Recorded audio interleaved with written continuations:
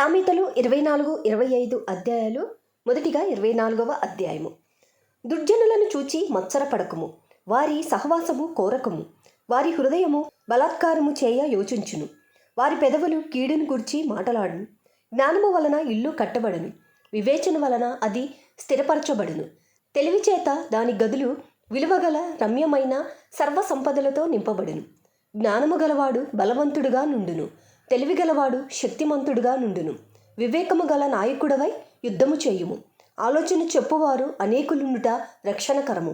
మూర్ఖునికి జ్ఞానము అందదు, గుమ్మమునొద్ద అట్టివారు మౌనులై ఉందురు. కీడు చేయ పన్నాగములు పన్నువానికి తంటాలమారి అని పేరు పెట్టబడును. మూర్ఖుని యోచన పాపము, అపహాసకులు నరులకు హేయులు. శ్రమదినమున నీవు కృంగిన ఎడల నీవు చేతకాని వాడవగదువు. చావునకై పట్టబడిన వారిని నీవు తప్పించుము, నాశమునందు పడుటకు జోగుచున్న వారిని నీవు రక్షింపవా? ఈ సంగతి మాకు తెలియదని నీవనుకొనిన ఎడల హృదయములను శోధించువాడు నీ మాటను గ్రహించును గదా. నిన్ను కనిపెట్టువాడు దాన్ని నెరుగును గదా. నరులకు వారి వారి పనులను బట్టి ఆయన ప్రతీకారము చేయును గదా. నా కుమారుడా, తేనె త్రాగుము, అది రుచిగలది గదా.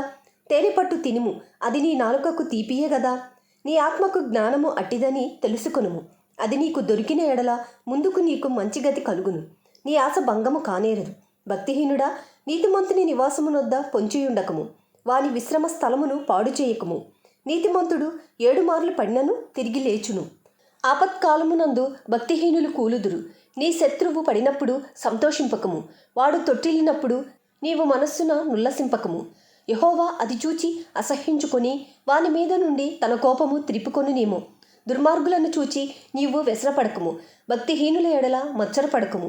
దుర్జనునికి ముందుగతి లేదు, భక్తిహీనుల దీపము ఆరిపోవును. నా కుమారుడా, యెహోవాను గనపరచుము, రాజును గనపరచుము. అలాగు చేయని వారి జోలికి పోకుము, అట్టి వారికి ఆపద హఠాత్తుగా తటస్థించును. వారి కాలము ఎప్పుడు ముగియునో ఎవరికి తెలియను. ఇవియు జ్ఞానులు చెప్పిన సామెతలే. న్యాయము తీర్చుటలో పక్షపాతము చూపుట ధర్మము కాదు.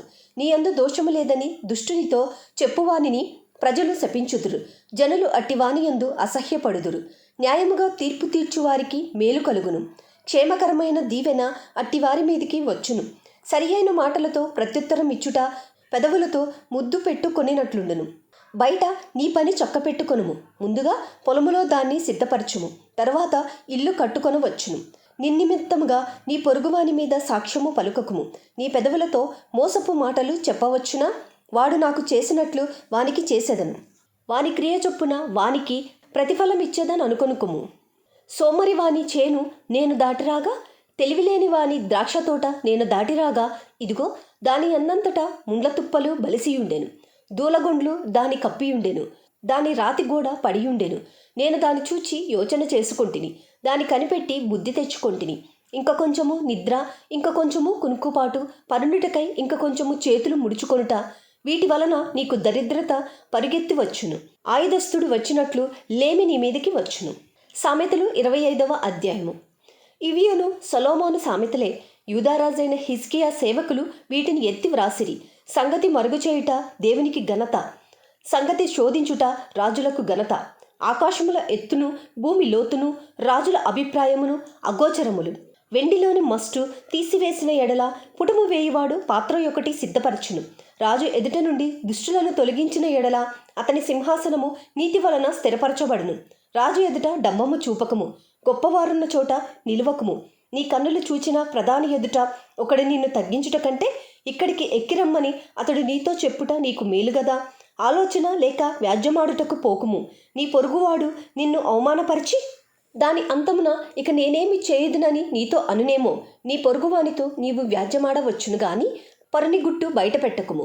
బయట పెట్టిన ఎడల వినువాడు నిన్ను అవమానపరచునేమో. అందువలన నీకు కలిగిన అపకీర్తి ఎన్నటికినీ పోకుండును. సమయోచితముగా పలుకబడిన మాట చిత్రమైన వెండి పళ్ళెములలో నుంచబడిన బంగారు పండ్ల వంటిది. బంగారు కన్నభూషణం ఎట్టిదో, అపరంజి ఆభరణం ఎట్టిదో వినువాని చెవికి జ్ఞానము గల ఉపదేశకుడు అట్టివాడు. నమ్మకమైన దూత తనను పంపువారికి కోతకాలపు మంచు చల్లదనము వంటివాడు. వాడు తన యజమానుల హృదయమును తెప్పరిల్లజేయును.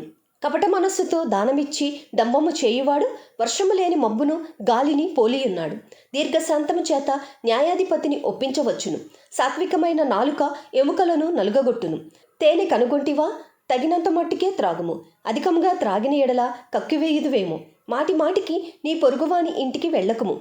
అతడు నీ వలన విసికి నిన్ను ద్వేషించునేమో. తన పొరుగువాని మీద కూట సాక్ష్యము పలుకువాడు సమ్మెటను ఖడ్గమును వాడిగల అంబును పోలినవాడు.